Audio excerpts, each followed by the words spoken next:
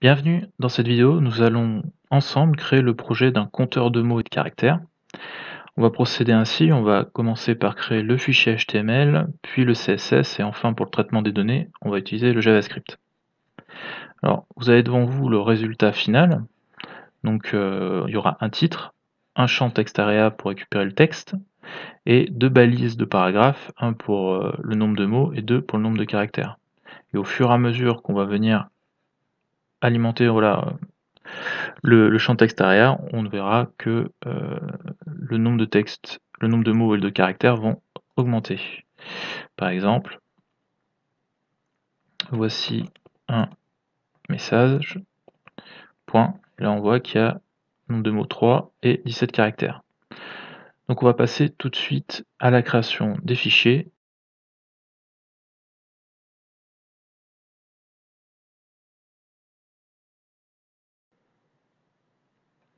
Alors pour ce tutoriel, je vais utiliser VS Code et je vais comme navigateur Chrome. Alors on va créer les fichiers. Alors soit vous pouvez les créer directement dans votre dossier en faisant juste clic droit, nouveau dossier document texte et vous mettez index.html. Voilà, et sinon vous pouvez aussi le faire directement dans VS Code en rajoutant via ce bouton nouveau fichier, et là on va rajouter le style.css et le fichier script.js. Voilà. Donc tous nos fichiers sont créés, maintenant on va remplir le fichier index. Alors, ce qui est pas mal avec VS Code, c'est que il nous donne certains raccourcis. Donc là, je vais générer automatiquement le squelette de ma page HTML. Donc si vous utilisez un éditeur de texte, vous pouvez recopier directement, vous pouvez mettre en pause. Ici, on va mettre que c'est en français, donc on va mettre FR. Et on va mettre, plutôt que document, on va mettre compteur de mots. Voilà. On va faire le lien avec le fichier CSS. Donc pour ça, il faut utiliser la balise link et avec rel stylesheet et le href style.css qu'on vient de créer. Ensuite, on va tester donc ou même on va directement ajouter la balise script à la fin du body. src est égal à script.js, ferme la balise et on met la balise fermante, voilà, le script. Donc on enregistre, et là je vais afficher l'index. Voilà, actuellement on a ce résultat. Donc pour que vous puissiez voir le résultat en même temps, ce que je vais faire, c'est que je vais mettre ça à gauche et VS Code à gauche, voilà, et je vais juste masquer. Résultat. Donc là, ce que je voudrais maintenant, ce serait voir si mes liens se réalisent comme il faut. Donc ça fait que je vais ajouter l'élément body dans mon projet, et je vais mettre un background color red. Et là je vois qu'il est bien rouge, donc ça fonctionne. Et je vais tester mon script. Je vais mettre plutôt un alerte de test. Je rafraîchis à nouveau, et là je vois bien cette page indique test OK. Donc ça c'est bon, tout fonctionne. Je supprime ce que je viens d'écrire, et on va pouvoir commencer le projet. Alors,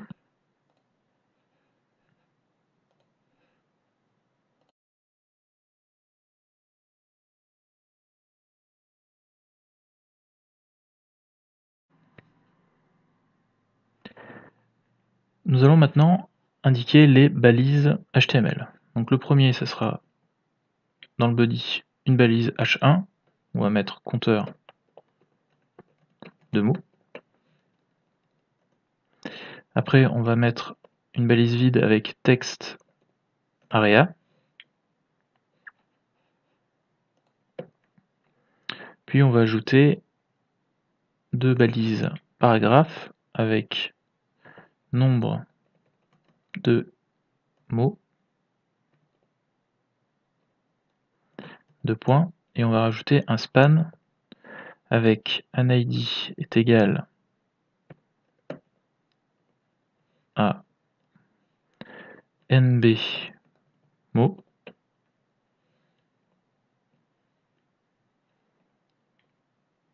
et on va mettre à l'intérieur du span un 0.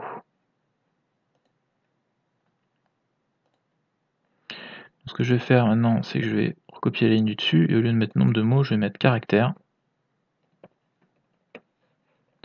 Nombre de caractères, et je vais, au lieu de mettre nombre de mots, je vais mettre nombre de caractères en camel case. J'enregistre, et voilà pour la partie HTML. On va passer à la partie CSS.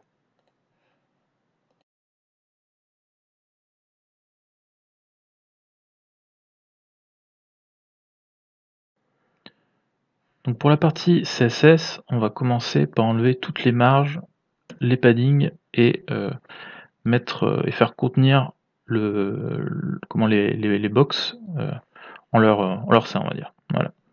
Donc on va mettre premier une étoile avec des accolades. Alors l'étoile, ça veut dire que ce que nous allons mettre dedans s'agit sur tous les éléments de la page HTML. Donc on va mettre un margin, 2 points à 0, un padding, 2 points à 0, un box-sizing border box, et on va indiquer ensuite la partie body. Alors, juste, on va rafraîchir pour avoir les éléments du HTML. Voilà, moi ce que je voudrais, comme tout à l'heure, c'est avoir ma partie titre ici, un champ comment texte area qui prenne toute la longueur, et mon nombre de caractères et de mots qui soient espacés un peu plus bas. Donc pour ça, ce que je vais faire, c'est que je vais utiliser un display flex, donc c'est les flexbox. Donc normalement, le display flex, voilà, donc ça me met tout de gauche vers la droite, et moi ce que je voudrais, c'est qu'il me mette de bas en haut, donc ça fait que je vais utiliser flex direction et en colonne. Voilà. Je vais ensuite ajouter un gap. En fait, le gap, c'est pour espacer les éléments, chaque élément qui est compris dans ce display flex. Voilà, donc vous voyez qu'ils sont tous maintenant espacés de 20 pixels. Je vais mettre une hauteur pour le body de 100 VH, donc ça veut dire que c'est la hauteur visible du navigateur. Et je vais indiquer un padding de points de 20 pixels, alors 0 pixels, on va mettre juste 0 et 20 pixels, point virgule. Alors le padding, c'est ça commence, il me semble, par le haut, gauche, non, haut, droite, bas et gauche. Voilà, ça termine comme ça. Donc là, vous voyez, comme ça me permet de centrer les éléments sur ma page. Voilà. Enfin, plus que les centrer, ça me permet d'éviter qu'ils soient tous collés contre les bords. Ensuite, on va travailler le H1 et le paragraphe pour qu'ils aient en fait la même couleur. Donc on va mettre color 2.2.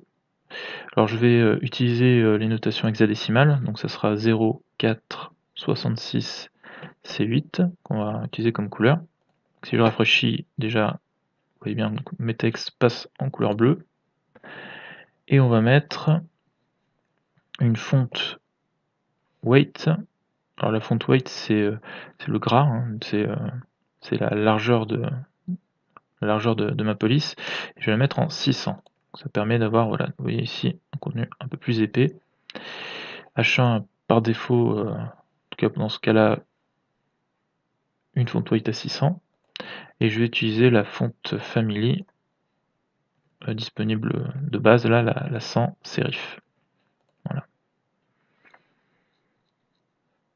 Maintenant, ce qu'on va faire, c'est qu'il nous reste juste à modifier le texte arabe, parce que par exemple, moi je voudrais donc déjà que la ligne soit en bleu, que le focus aussi soit en bleu, là, quand on clique dessus, et je voudrais enlever la possibilité de pouvoir modifier la largeur et la hauteur du champ texte area. Donc pour ça, on va mettre la balise texte area, et on va mettre dans les accolades déjà un border de base, quand on n'a pas le focus dessus, de 2px, solide, et on va utiliser la même couleur que la précédente. Donc 0, 4, 66, c'est 8. Donc je rafraîchis, je vois que j'ai bien ma couleur bleue, c'est parfait. Maintenant, ce que je veux, c'est ne plus pouvoir redimensionner la fenêtre, donc je vais mettre resize none. Je rafraîchis, et là vous voyez qu'il n'y a plus la possibilité donc de l'agrandir. Et là, je vais mettre, pour éviter qu'en fait mon texte soit collé là aussi contre les bords, je vais mettre un padding à l'intérieur de 5 pixels sur tous les côtés. Voilà, donc là vous voyez maintenant, on n'est plus collé ni à gauche ni en haut. Et je vais ajouter une hauteur qui s'ajustera à la taille de l'écran de 40%. Voilà. Après, pour terminer, ce que je voudrais, ce serait avoir des bords arrondis. Donc je vais utiliser un border radius de 5 pixels. Voilà, donc là mes bords sont arrondis. Maintenant, quand il s'agit du focus, là on voit que quand je clique dessus, eh ben, j'ai ma ligne donc, qui est noire. Donc moi je voudrais qu'elle passe à la couleur bleue. Pour ça, je vais faire un text area, focus, j'ouvre les accolades, je vais mettre un border de 4 pixels, parce que je voudrais qu'il soit un peu plus épais, solide, et avec la même couleur que le texte. Donc je clique dessus, et là vous pouvez voir que là j'ai bien ma border qui est en bleu, mais par contre j'ai ce qu'on appelle un outline, c'est une couleur qui est en dehors de la box, et qui est noire, et qui est sombre. Et moi je voudrais l'effacer, je voudrais la faire disparaître celle-là, donc je vais mettre outline none. Et là, quand je vais appuyer dessus, eh ben, vous voyez que je n'ai plus que mon border, et je n'ai plus que l'outline. Donc on a terminé pour la partie CSS, et on va pouvoir passer à la partie qui nous intéresse le plus, le JavaScript.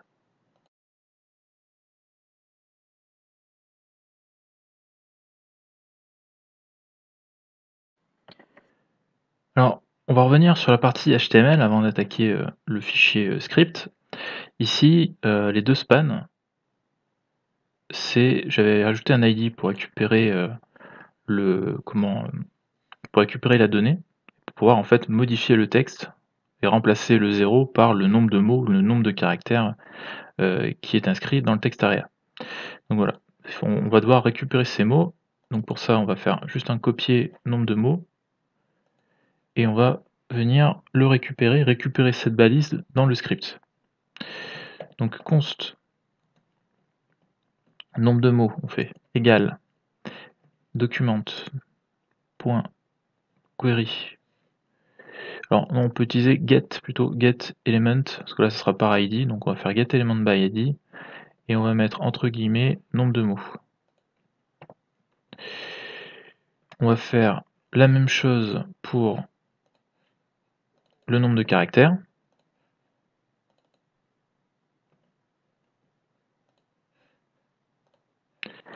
Et on va récupérer notre champ text area pour justement obtenir les données. Donc ça va faire const text, on va mettre text area est égal à document, et là on va utiliser le query selector, et on va utiliser on va récupérer simplement en notant le nom de la balise que nous souhaitons, text area, on va pouvoir récupérer les données. Donc là, je vais inspecter mon navigateur et je vais tester pour voir si j'ai bien effectué le lien entre mon JavaScript et ma page HTML. Donc pour ça, je vais juste faire 3 console.log, point virgule, hop, et je vais mettre, donc je vais récupérer mon nombre de mots dans le premier. Alors celui-là par contre ça sera nombre de caractères, j'ai oublié de le modifier. Et on va récupérer le text area et on va simplement rafraîchir dans le navigateur.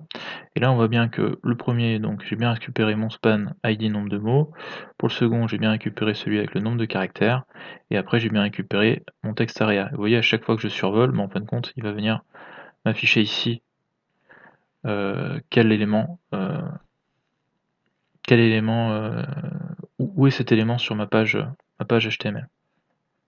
Donc là je peux refermer. Je vais effacer mes console log. Et on va commencer ainsi. Alors,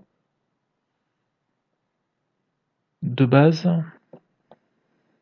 voilà, de base, alors, non, vous pouvez laisser fermer votre console. Moi, je vais juste ouvrir pour vous montrer ce qu'on va obtenir. Voilà, ce que je voulais vous montrer, c'est ça. Donc, texte.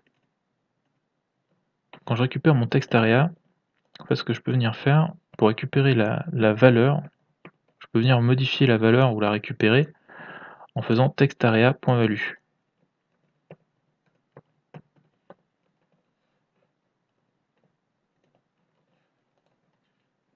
Voilà. Donc là, vous voyez qu'il n'y a rien. Et par contre, voilà, si je rafraîchis, ça n'a pas marché, c'est normal. Et donc là, vous voyez que quand j'écris, en fait, compte là, il va pas me relancer le script. Donc ça fait qu'en fait, il va falloir que j'écoute, on appelle ça avec un add event listener, quand l'utilisateur va taper le texte dans le dans le dans le text area, tout simplement. Alors par contre, vous voyez, si je fais juste, j'enlève la value, je fais juste console log de test area, bah là en fait je vais avoir mon text area, c'est normal. Bon, on va continuer. Allez, alors je vais faire text area, parce que moi ce que je souhaite écouter c'est cette balise text area. Je vais mettre add event listener, je vais ouvrir les parenthèses et je vais mettre key up. Ça permet, voilà, quand on appuie et qu'on lève quand la touche est haute, en fait, on va récupérer la donnée. Donc je vais mettre une virgule, je vais mettre un E pour. Alors E c'est pour event, c'est pour récupérer l'événement. Et je vais mettre une fonction, j'utilise une fonction fléchée. Alors on peut aussi utiliser les functions, mais là je l'écris en ES6, ce programme. Enfin en ES6 et les suivants. Et donc ce que je vais faire, c'est que je vais regarder, je vais voir ce que me renvoie cet élément.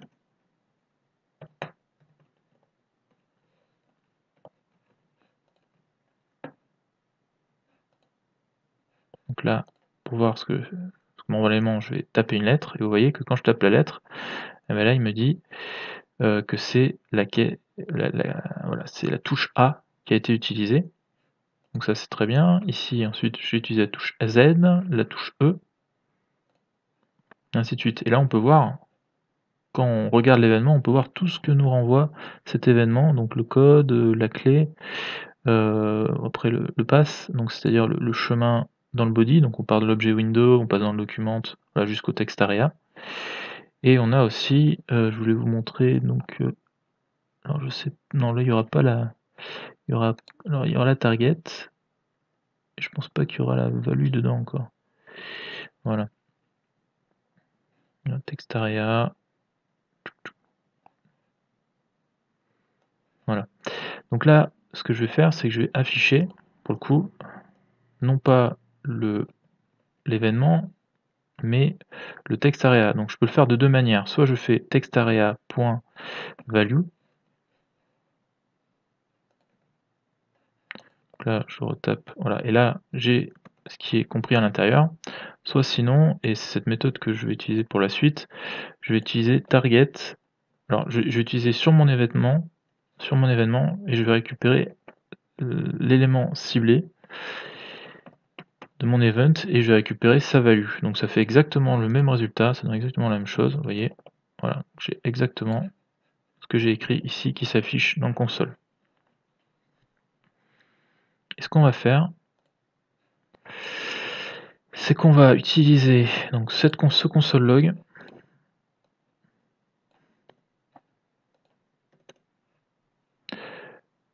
Je vais l'utiliser dans un if comme condition.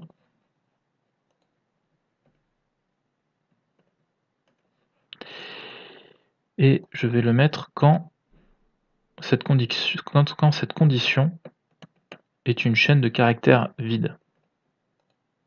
Et je vais venir en au-dessus mettre un texte area.value qui sera égal à vide. Donc dès le départ, il sera égal à vide.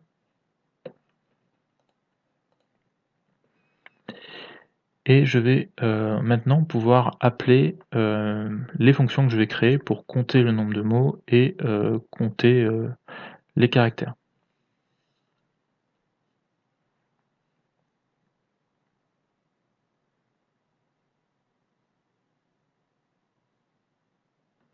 Alors, on va créer notre première fonction ici. Donc on va faire const.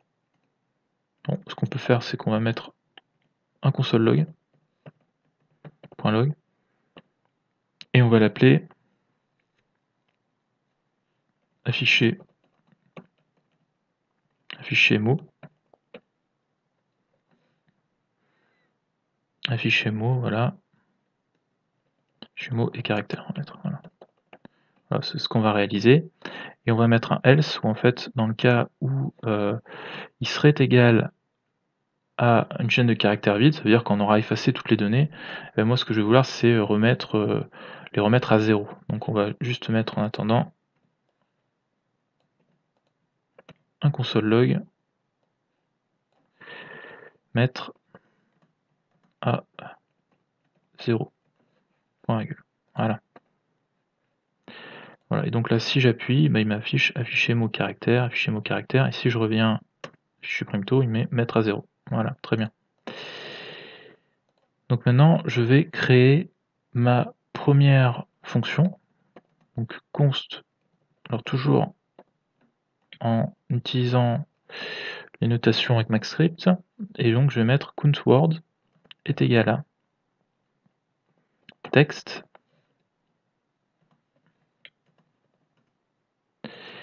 et je vais faire un return. L'objectif c'est que je retourne en fait le nombre, donc le nombre de mots, et donc je vais faire texte. Donc texte, ça sera le contenu du texte area que je vais renvoyer, que je vais lui envoyer, et je vais faire un texte.split avec, en ouvrant les guillemets, je vais mettre un espace à l'intérieur. Ça permet en fin de compte d'avoir d'éclater la chaîne en sous la forme d'un tableau en utilisant en fait à chaque fois qu'il y a un espace. Chaque fois qu'il y aura un espace, j'éclate la chaîne et je mets le contenu dans un tableau. Et je vais mettre, comme ça sera un tableau, je vais pouvoir ajouter mon point length derrière. Et voilà, et là on va tester cette fonction. Donc pour ça, on va enlever ce console log et on va mettre nb mot.textContent. Alors textContent, ça permet d'aller afficher ou récupérer le contenu de la balise, donc de la balise de span où il y a notre 0. Et là on va mettre count words et on va mettre i.target.value. Point virgule. Voilà, donc là si j'affiche, vous voyez, nombre de mots, hop, je fais un espace, il me met qu'on passe au deuxième mot, et ainsi de suite. Voilà. Moi là ce que je voudrais faire, ce serait que si je fais un espace après le dernier caractère, par exemple voilà, je mets un point et je mets juste des espaces comme ça, je voudrais éviter qu'il me rajoute un mot en trop. Donc ça fait que je vais rajouter une autre méthode pour tout ce qui est, pour tout ce qui est, chaîne de caractères, c'est la méthode trim. Alors il suffit juste d'écrire trim et d'ouvrir en fait les parenthèses et de les fermer, on enregistre et en fait ça m'enlève la les espaces qu'il y a avant et après ma chaîne. Donc si par exemple je réécris un mot, je fais un espace, là vous voyez, je suis resté sur 1 et je peux écrire mon deuxième mot, je fais un espace, je reste sur 2. Et uniquement quand j'aurai rempli avec des caractères, en fait j'aurai un autre mot qui apparaît. Donc voilà. Ensuite, je vais créer ma deuxième fonction. Donc cette fonction, ça sera celle pour compter les caractères. Donc je vais faire const de count char. Alors char c'est pour caractère en anglais. Et je vais mettre texte. Je vais envoyer toujours le contenu de mon texte area. Et je vais faire un return de texte. Donc toujours je vais faire .trim pour enlever les caractères avant et après ma chaîne. Et je vais faire .length parce qu'en fait .length ça marche aussi sur les chaînes de caractères. Ça va en fait compter chaque caractère, même les espaces, comme, comme un élément d'un tableau. Voilà. En fait, le JavaScript pense une chaîne de caractères comme une suite de caractères dans un tableau. Et voilà, donc là je fais ça, et là je vais l'afficher dans... je vais faire la modification sur le body. Sur le body, et donc pour ce faire, je vais venir mettre... Je vais récupérer le nombre de caractères, je vais faire toujours .text content est égal à count, cette fois-ci je vais mettre char, et je vais mettre la même valeur i.target.value,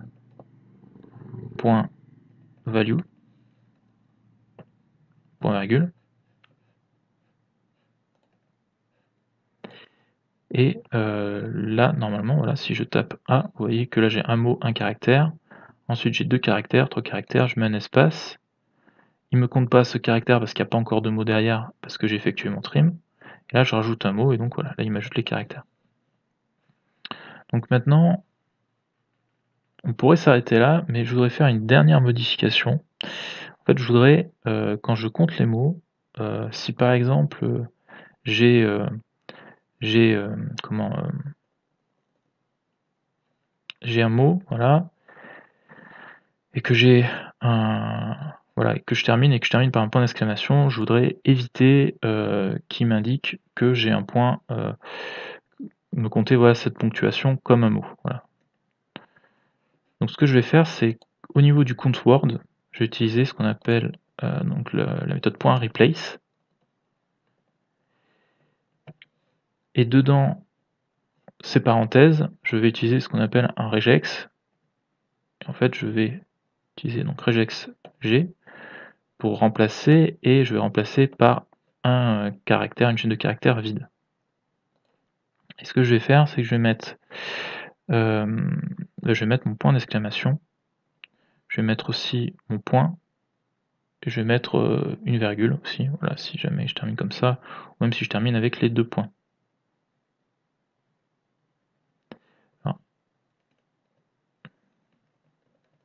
Voilà, et je mets tout ça entre crochets.